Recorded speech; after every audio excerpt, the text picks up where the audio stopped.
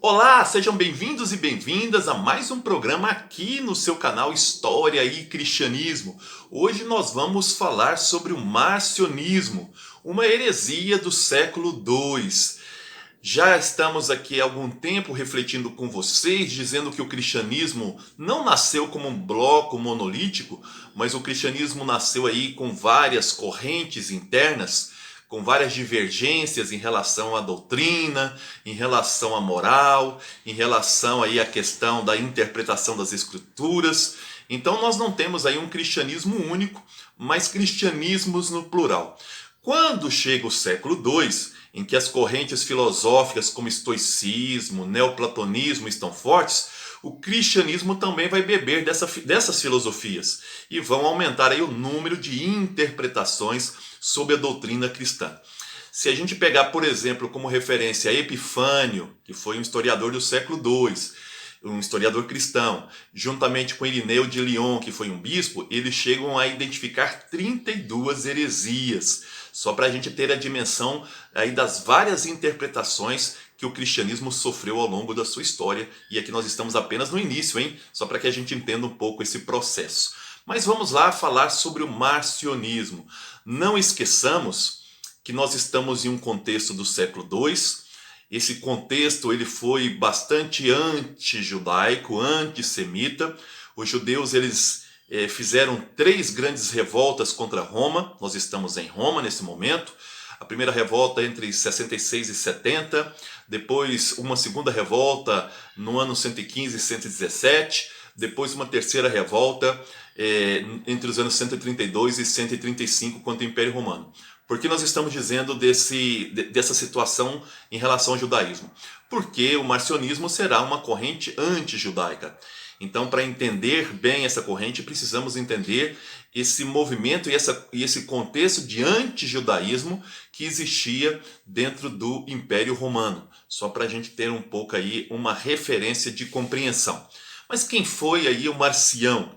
Segundo Hipólito Romano, que escreveu entre o século II e século III, o Marcião foi um padre, filho de um bispo ali em Sinop, a antiga Sinop, atual Ponto na Turquia.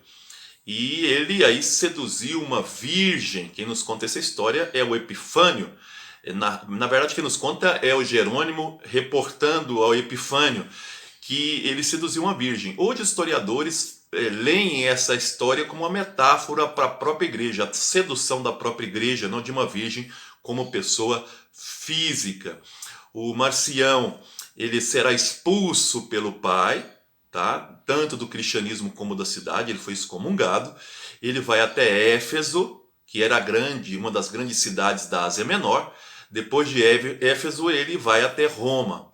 Em Roma, ele ganha aí, vamos dizer, ele ganha apoio da comunidade cristã, chega a emprestar 200 mil sestércios para a comunidade. Um denário equivalia aí a 4 sestércios, né? Então, um sestércio era 1/4 de um denário. E é interessante observar que ele então começa a ganhar apoio da comunidade e começa a pregar as suas ideias. O Marcião ele foi discípulo de um gnóstico chamado Serdão. Serdão ele distingue nas escrituras 2 deuses, um Deus justo baseado na lei do Antigo Testamento, mas também vingador, e outro Deus bom do Novo Testamento. O Marcião vai beber dessas ideias quando for trabalhar a sua doutrina. Em Roma vai existir aí um conselho de presbítero, uma reunião de presbítero, onde os presbíteros de Roma excomungarão o Marcião no ano de 144. E aí ele vai então pegar os seus seguidores e formar uma igreja à parte. Essa heresia foi tão forte que até o século XVI nós vamos ter então aí seguidores do Marcião. A sua igreja desaparece um pouco antes, na verdade 10 séculos antes, desaparece no século VI, mas foi uma heresia bastante forte ao longo da história do cristianismo. Vamos então aqui falar um pouco sobre a doutrina do Marcião, doutrina que tem alguns aspectos muito interessantes. O primeiro dele é o antissemitismo. O Marcião, ele identifica, então, a partir do seu próprio mestre, o Serdão, que existem dois deuses, um Deus do Antigo Testamento e um Deus do Novo Testamento. Mas vamos aqui, a base da doutrina do Marcião é a redenção operada por Jesus Cristo, pela misericórdia do Pai. Em outras palavras, o Deus, ele é misericordioso, Deus é amoroso, e o Marcião não enxerga esse amor no Antigo Testamento, aquilo que nós chamamos de Primeiro Testamento. No Primeiro Testamento não existe esses traços de misericórdia.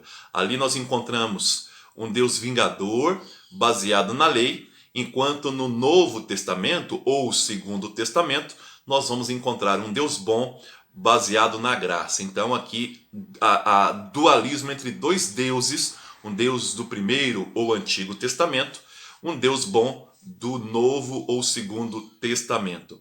Para o Marcião, Jesus, inclusive, será morto por esse Deus justo do Antigo Testamento. Esse é um ponto muito importante dentro da doutrina. Como o Deus justo, ele é um Deus ligado aí aos judeus, à lei, ele vai procurar dejudaizar a religião cristã. Em outras palavras, ele vai afastar todos os elementos judaicos da religião cristã. Com isso, ele passa a selecionar textos da Escritura. Ele só vai aceitar 10 cartas paulinas, porque São Paulo de Tarso, né? Ele é o grande apóstolo para o Marcião, e vai também fazer uma seleção aí de alguns capítulos do Evangelho de Lucas. Portanto, as Escrituras marcionita, ela possui aí 11 livros, 10 cartas paulinas e parte do Evangelho de Lucas. Esse é o cânone aí elaborado pelo Marcião. Os textos chaves que ele utiliza da sua doutrina é a Carta aos Gálatas. Quem conhece a Carta aos Gálatas sabe que é uma crítica do Paulo ao judaísmo, aos rabinos, né, que está seduzindo aquela comunidade, e também o texto aí do 1 Coríntios, capítulo 11, versículo 23. Esses são os dois textos bases usados pelo Marcião. Em relação à teologia, ele afirma que o demiurgo, ele criou o mundo, né, e criou o homem, mas parte desses homens se corromperam. O demiurgo, que é o Deus do Antigo Testamento, abandona esses homens, fica apenas com aqueles que se tornaram justos, forma o povo judeu e impõe para eles a lei. Só que nem todo mundo consegue viver essa lei. Então essa é a doutrina que ele vai propor dentro da questão do texto dele. Ele vai ainda afirmar que Cristo ele vai aparecer na sinagoga de Cafarnaum, portanto ele nega a encarnação, não existe encarnação, ele já aparece em corpo espiritual, não esse corpo material. A morte dele também é uma morte aparente, assim como o sofrimento, portanto podemos dizer que tem traços de docetismo, daquela doutrina que fala que o corpo de Cristo era aparente, dentro da doutrina de Marcião.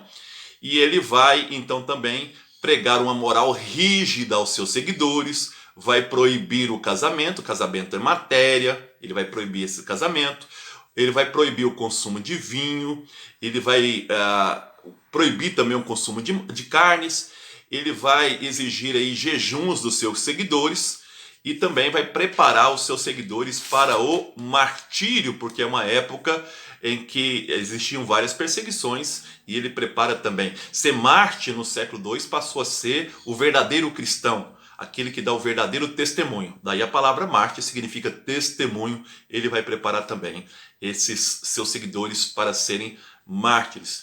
Observem bem que a grande questão aqui do marcionismo é o dualismo entre Antigo e Novo Testamento, e, portanto, uma grande característica da doutrina marcionita é justamente o antissemitismo, tirar das escrituras o judaísmo. Não que ele achasse que as escrituras judaicas eram falsas, ele só dizia que nessas escrituras judaicas o verdadeiro Deus, o Deus bom, o Deus de Jesus Cristo não estava ali. Deus bom envia Jesus Cristo justamente para redimir todos os homens da lei, dessa lei judaica, e propor aí a graça. É isso aí. Peço que vocês que gostaram desse vídeo, que acharam esse vídeo informativo, que divulgue para os amigos, curtam, compartilhe, peça para que as pessoas escrevam na página, porque quanto mais a página crescer, mais nos fortalece para continuar publicando esses vídeos. Eu agradeço muito, um abraço, até o próximo programa aqui no seu canal História e Cristianismo.